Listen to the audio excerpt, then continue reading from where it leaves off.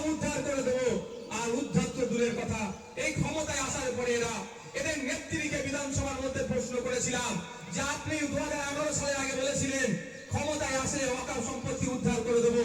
আজকে 2024, এই টাইমের মধ্যে কত বিঘা ওয়াকফ সম্পত্তি উদ্ধার করেছে তার তথ্যটা দিন। এদের নেত্রী আমতা আমতা করে বললেন, উত্তর দিতে পারেনি যে কিছু উদ্ধার হয়েছে।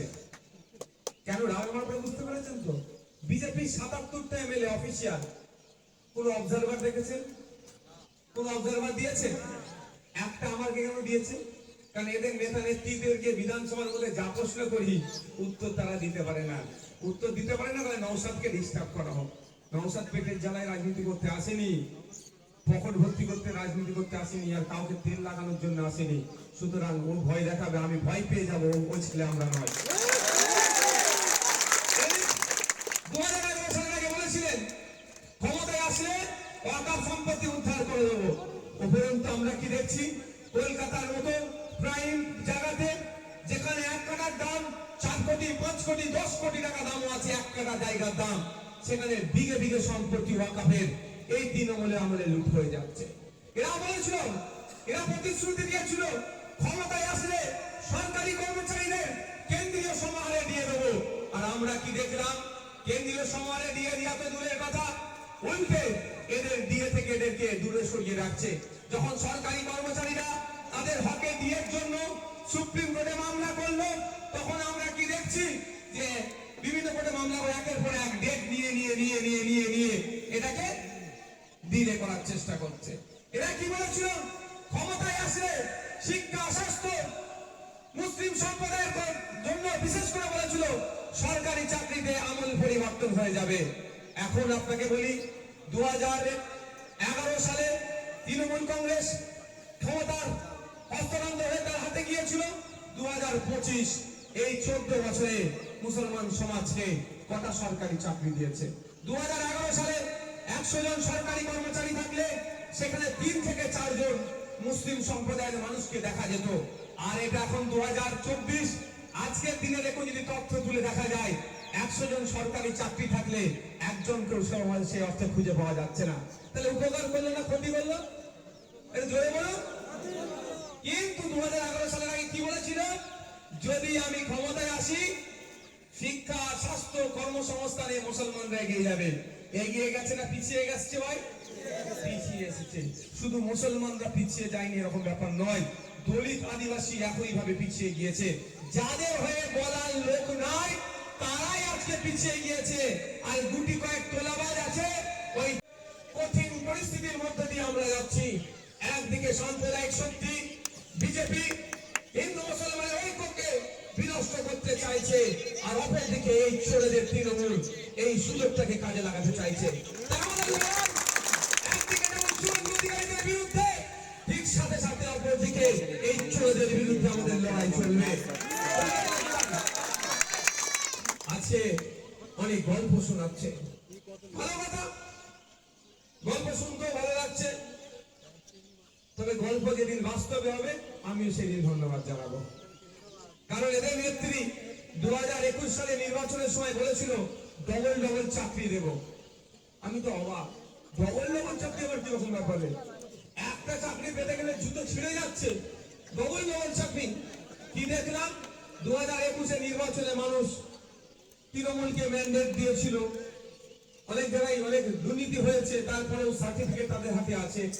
ডবল চাকরি তো দেওয়া দূরের কথা, যারা বৈধ পন্থা অবলম্বন করে মেধার ভিত্তিতে চাকরি পেয়েছিল তাদের চাকরিও বাতিল হয়ে গেল এই তৃণমূলের আমলে। জানেননি 26,000 চাকরি বাতিল হলো? কাদের জন্য হয়েছে? এই তৃণমূলের দুর্নীতির জন্য। তাই বন্ধুগণ, এদের কথায় বিশ্বাস করা আর গাধাকে দিয়ে হাল করানো একই হবে। হাল করার জন্য যদি গাধা লাগাই হয় না ভাই। তো আপনাদের বলবো, আমরা ভুলে যাচ্ছি না 31শে ডিসেম্বর 2024 আগে ঘাটার মাস্টার প্ল্যান হয়ে যাবে। আর 31শে ডিসেম্বর 2025 আসতে চলেছে। বছরে 2 থেকে 3 বার ঘাটালের মানুষ এখনো বন্যার পানিতে বানভাসী হয়ে যায়, তারা বন্যায় আক্রান্ত হয়। এদেরই নেতাদের বক্তব্য, এটা এদেরই নেতাদের বক্তব্য। ক্ষমতায় আসলে যত ওয়াকা প্রপার্টি আছে সব উদ্ধার করে দেবো। আর উদ্ধার তো দূরের কথা, এই ক্ষমতায় আসার পরে এদের নেত্রীকে বিধানসভার মধ্যে প্রশ্ন করেছিলাম যে আপনি 2011 সালের আগে বলেছিলেন ক্ষমতায় আসলে ওয়াকফ সম্পত্তি উদ্ধার করে দেবো। আজকে 2024, এই টাইমের মধ্যে কত বিঘা ওয়াকফ সম্পত্তি উদ্ধার করেছে তার তথ্যটা দিন। এদের নেত্রী আমতা আমতা করে বললেন, উত্তর দিতে পারেনি যে কিছু উদ্ধার হয়েছে। কেন রাগ আমার বুঝতে পেরেছেন তো? বিজেপি 77টা এমএলএ অফিসিয়াল, কোন অবজারভার দেখেছেন? কোন অবজারভার দিয়েছে? একটা আমাকে কেন দিয়েছে? কারণ এদের নেতা নেত্রীদেরকে বিধানসভার মধ্যে যা প্রশ্ন করি উত্তর তারা দিতে পারে না। উত্তর দিতে পারে না বলে নওশাদকে ডিস্টার্ব করা হোক। নওশাদ পেটের জ্বালায় রাজনীতি করতে আসেনি, পকেট ভর্তি করতে রাজনীতি করতে আসেনি, আর কাউকে তেল লাগানোর জন্য আসেনি। সুতরাং ও ভয় দেখাবে, আমি ভয় পেয়ে যাবো, ওই ছেলে আমরা নয়। 2011 সালের আগে বলেছিলেন ক্ষমতায় আসলে ওয়াকফ সম্পত্তি উদ্ধার করে দেবো। উপরন্তু আমরা কি দেখছি? কলকাতার মতো প্রাইম জায়গাতে যেখানে এক কাঠার দাম 4 কোটি, 5 কোটি, 10 কোটি টাকা দামও আছে এক কাঠা জায়গার দাম, সেখানে বিঘে বিঘে সম্পত্তি ওয়াকফের এই তৃণমূলে আমলে লুট হয়ে যাচ্ছে। এরা বলেছিল, এরা প্রতিশ্রুতি দিয়েছিল ক্ষমতায় আসলে সরকারি কর্মচারীদের কেন্দ্রীয় সমাহারে দিয়ে দেবো। আর আমরা কি দেখলাম? কেন্দ্রীয় সমাহারে দিয়ে দেওয়া তো দূরের কথা, উল্টে এদের দিয়ে থেকে এদেরকে দূরে সরিয়ে রাখছে। যখন সরকারি কর্মচারীরা তাদের হকে দিয়ের জন্য সুপ্রিম কোর্টে মামলা করলো, তখন আমরা কি দেখছি যে বিভিন্ন কোর্টে মামলা করে একের পর এক ডেট নিয়ে এটাকে ডিলে করার চেষ্টা করছে। এরা কি বলেছিল? ক্ষমতায় আসলে শিক্ষা, স্বাস্থ্য, মুসলিম সম্প্রদায়ের জন্য বিশেষ করে বলেছিল সরকারি চাকরিতে আমল পরিবর্তন হয়ে যাবে। এখন আপনাকে বলি, 2011 সালে তৃণমূল কংগ্রেস ক্ষমতার হস্তান্তর হয়ে তার হাতে গিয়েছিল। 2025, এই 14 বছরে মুসলমান সমাজকে কটা সরকারি চাকরি দিয়েছে? 2011 সালে 100 জন সরকারি কর্মচারী থাকলে সেখানে 3 থেকে 4 জন মুসলিম সম্প্রদায়ের মানুষকে দেখা যেত।